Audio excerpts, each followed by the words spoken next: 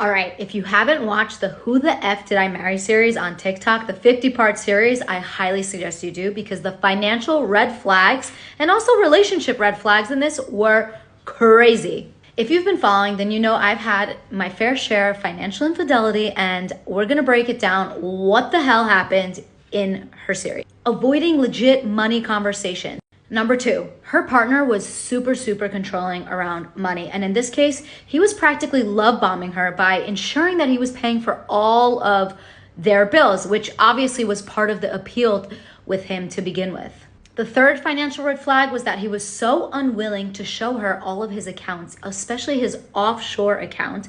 She basically had no idea where the money was coming in and where it was going, or if it was at all. Number 4, he essentially didn't want her to put her name down on important paperwork like applying for the mortgage together, which, by the way, was really sketchy in my opinion. And then lastly, the lack of willingness to comply with providing this type of paperwork to the professionals like the real estate agent. And in this case, it was the proof of funds.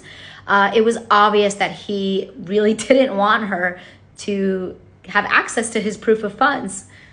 I don't know, it's so weird. Lastly, the relationships factor with the love bombing and just moving so quickly into a relationship. I know with COVID, it was easier to move faster, and especially in my case, that's exactly what I did. But I think one of the most important things in our case was that we spoke about the bills and the expenses, how we divide and combine everything before we took the leap to move in. And thank God, we're married and everything's fine. Needless to say, if you're experiencing these kinds of financial red flags in your relationship, then you are well on your way to some serious acts of financial infidelity, like eventually having money stolen or credit cards or debit cards, accounts opened up in your name, maybe even your social security being stolen from you by your partner. So if you are experiencing this, get the F out while you can. And luckily, Risa Tisa did manage to do that. But hopefully through her story and everything that's been shared on the internet, you've learned your lesson as well and what to look out for.